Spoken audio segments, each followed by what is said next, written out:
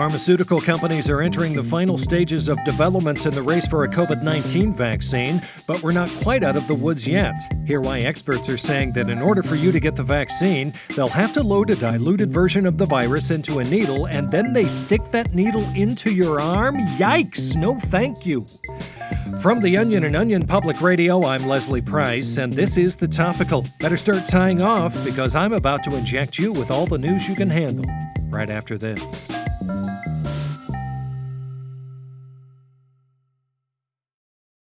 The COVID-19 vaccine is coming, but who should get to take it first? For more on exactly who will get the vaccine and when, I'm joined by OPR Health Rappaport, Heath Reporter. That's OPR Health Reporter, Heath Rappaport. Sorry about that. Oh, no problem, Leslie. Thank you. So, Health, which of us festering human lab rats will be the first to get a nibble of this medicinal block of cheddar? Well, that's the exact phrasing of the question on everybody's minds. It seems the private companies involved are leaving that difficult decision completely up to the CDC. And while the organization hasn't yet decided who deserves first access, they apparently can tell us who will be dead last in line. Here's CDC Deputy Director Anne Schuchat at an earlier press conference. Our number one priority right now is streamlining the safest, fairest, and most effective plan to distribute an immunizing agent against the deadly coronavirus to those who deserve it. With that mission in mind, I am proud to assure all of you that the children will be the last among us to receive a COVID-19 vaccine. If they receive one at all, because, come on, what are those little twerps going to do about it? Whine to their mommies?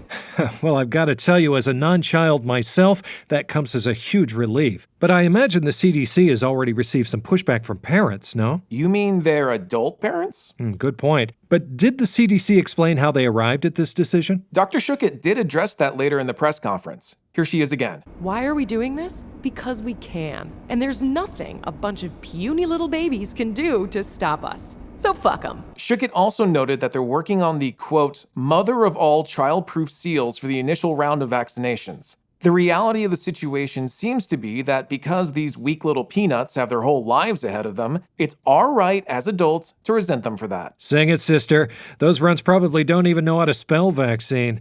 I definitely do. I just don't feel like it right now. Now, how do these pipsqueaks in question feel about this news? They're not happy, but in my experience, they rarely are. Schuchat said her team honestly didn't give it much thought because, quote, if those rotten punks make a stink, they'll definitely tucker themselves out long before we at the CDC would ever cave. In fact, here's Schuchat going toe-to-toe with one of the goobers at the event in real time. Excuse me, ma'am? I'm at high risk because of my asthma. Can I have a vaccine? I'll tell you what, small fry, I've actually got one vial right here, and it's got your name on it. All you have to do is just come up here and grab it, and it's all yours. I can't reach. You're so close, sweetie. Why won't you just take it? You must not want it very badly after all, huh? Oh, well. Okay. Wait, kid? Yeah? Think fast.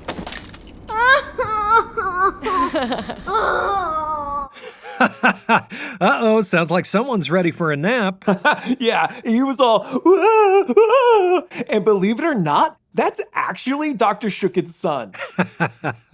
Wow, that rocks. Well, sorry, champ. Looks like you're headed back to school next year without any antibodies because vaccines don't come in whittle baby bottles for whittle babies. They come in whittle bottles for grown men and women like us. Isn't that right, Health? Oh, yeah! All right, coming up on The Topical, I go undercover to investigate a federal lawsuit brought against the farming industry just as soon as I find someone to be in the back half of the cow. More after the break. Sex, power, violence.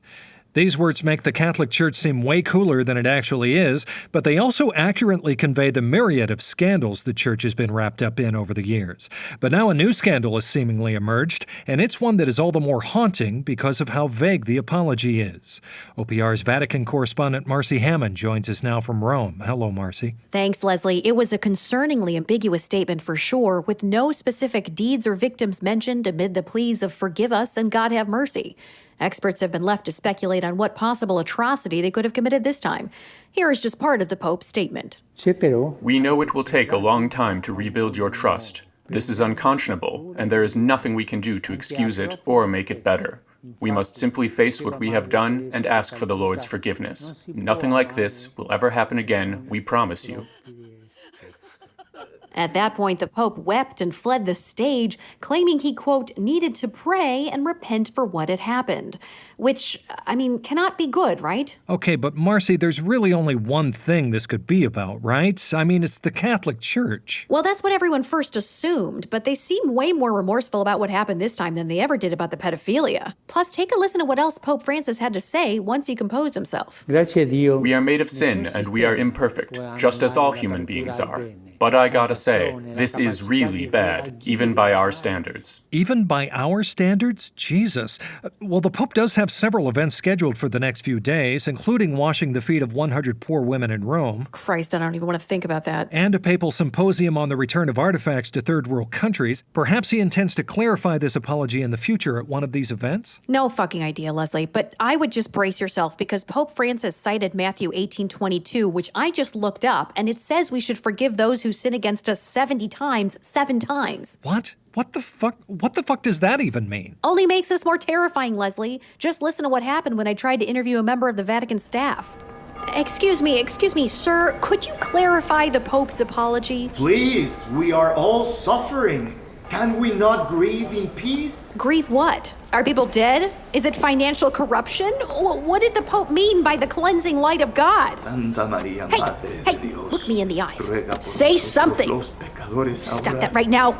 y en Answer la me, hora de nuestra goddammit! What did you do? Amen. Oh boy. Yes, I tried almost a dozen other members of the Vatican staff, and none of them would say a word to me. Not even the cleaning crew or the gift shop employees. Well, I think I need to go home and check on my wife and kids, see if they're okay. I've already bought a gun. Thank you, Marcy. Tomorrow on OPR, learn what you can do to defend your home and your family from incursions by the Catholic Church. We'll be back in a moment. Tabitha Williams. Despite some tight purse strings, this sweet and generous 83-year-old was the only one of you no-good freeloaders who went above and beyond this month. Now, folks, I've said it before and I'll say it again. Our $25 Patreon tier may be our highest membership subscription, but it is by no means the limit. Apparently, Tabitha's the only one who got the message, though, and thanks to her $35 contribution, she and she alone will enjoy today's episode. All right, are you ready, Ms. Williams? Here we go. All the news you want to hear, made possible by you and you alone. Live from the Onion Public Radio studio in a nice warm room with the thermostat set to a comfortable 88, it's Tabitha Williams Day on the Topical News Program. I'm your host, a very good boy, Leslie Price. And with me is a very special guest co-host, everyone's favorite early bird shift manager from Wiegand's Crab House, Ms. Patricia Danielverds. Thank you, Leslie. Good morning. And good morning, Miss Williams. But Leslie, my name's actually Patty Danvers. Now, don't be rude, Patricia. We all go by our full names on Tabitha's Topical. Oh, yes, sir. Thanks for having me. Miss Williams is everyone's favorite customer down at Wiegand's. She always makes sure to tip her servers an open butterscotch candy or two. Yeah, love them. Now, what's the lunch special today? Today we've got the Friday fish fry with coleslaw, as well as Miss Williams' personal favorite, the Cobb salad. Wunderbar. That's German for wonderful. All right, now coming up on the show today, bunions. Are they finally back in style? And later, Patty says you'll like this one, Ms. Williams. Corn. Should it be softer? Well, I'd say, of course, it just makes sense when you think about it. But first, we tackle some breaking economic news. Patricia? Thanks, Leslie. According to a shocking report in today's grocery circular, it appears that Comet Cleaner is back up to the regular price this week at $1.79. And we confirmed with a source on the inside that it's still ringing up at the sale price of $1.49. So it might be worth stocking up on before the system is adjusted, even if you don't typically use it. Incredible reporting, Patricia. Hey, is it just me, or is the writing on those newspaper rags just too gosh dang small? Tabitha knows what I mean, don't you, sweet tea? Newspapers have, unfortunately, always been a young man's game. That's why the daily podcast is the way to go. Oh, you're absolutely right. Now, say there was a way to financially support a daily podcast for a recurring monthly fee. About how much would you be willing to donate, Patricia? I don't know. Maybe $2 a month? Oh, Jesus. Okay, well, never mind then. Say, any word from the ground on the price of peaches? I hear Ms. Williams makes the tastiest darn cobbler on this side of the equator. Well, Leslie. Louder, she's old as dirt. Well, Leslie, looks like peaches are 89 cents a pound until the end of the month. Well, hot dog, that's quite a deal. Listeners, more specifically 83-year-old listeners named Tabitha Williams, we'd love to hear from you. What could you get for 89 cents back in your day? Call us anytime, day or night, to let us know. Presumably on the jitterbug your son gave you that I have on good authority is still in its box. Some exciting news, Leslie. We've got a very special guest on the line. Miss Williams' 7-year-old grandson, Bernard. Little Beansy, welcome to the program, son. Is there anything you'd like to say to your grandmother? Oh, Bernard, buddy, you're live on air on a very respected radio station that many, many people rely on, but sadly take for granted.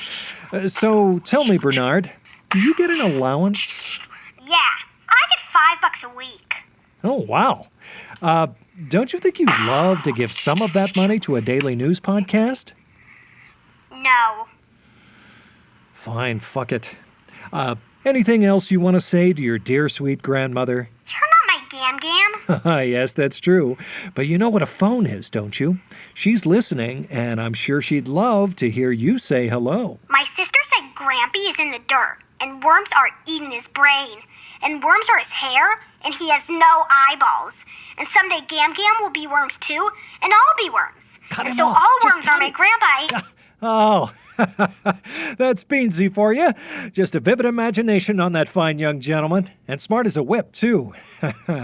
Let's see, that interview cut out a bit shorter than we had anticipated, so please enjoy a brief musical interlude we think you'll appreciate. Turkey in the Straw, overlaid with the always popular, always soothing sounds of FDR delivering the fireside chats.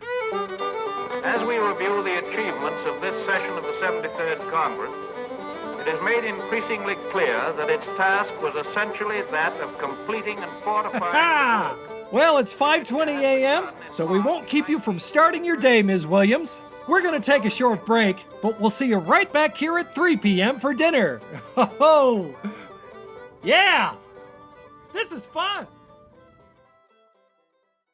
If you still think that all you really need to know you learned in kindergarten, well then I have 3 very specific things that happened in the past 24 hours that are ready to prove you wrong. Here's what else you need to know today. It was quite a scene today outside the nation's Home Depots as thousands of gamers camped out in the parking lots of the home improvement store, all just on the off chance that they might start stocking PlayStation 5s. Just as good a chance of finding one there as anywhere else, so what the hell. Best of luck, losers. And of course, it can be difficult to eat healthy during the holidays, but nutritionists are offering some helpful guidance today and are recommending that Americans increase their intake of whatever will earn you a free t-shirt from a restaurant. Nutritionists noted that proven benefits corresponding to the increased consumption of 5-pound hamburgers, 72-ounce steaks, and buckets of Atomic Hot Wings can provide people with healthy amounts of commemorative garments, but are reminding Americans to be sure to finish within the restaurant's time limit and always be careful not to vomit. And finally, Google has unveiled what you all out there have been searching for the most this year. Don't worry, it's nothing too embarrassing. The popular search engine announced today that 2020's most searched term of the year is once again nervous breakdown, hate life, hate job, how to get new life. Well, the more things change, the more they stay the same. I've actually got a Google alert set on my phone for that one. And that's the Topical for today. I'm Leslie Price. If you enjoyed today's episode, don't forget to get your follow-up dose by subscribing to the Topical wherever you get your podcast. Otherwise, it won't work and you'll probably die.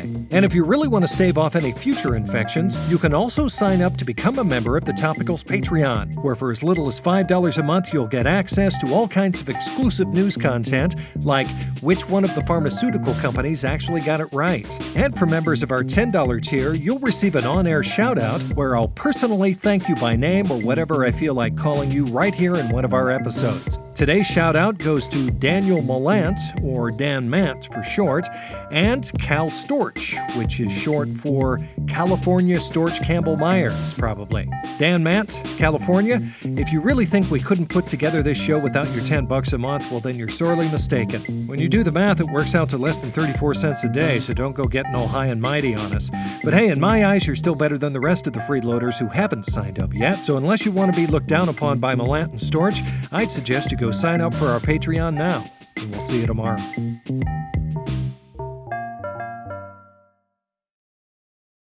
The news doesn't stop just because this YouTube video has. For even more on all the worst things happening in the world right now, listen and subscribe to The Topical on Apple Podcasts, Spotify, or wherever you get your podcasts, you insatiable news freaks.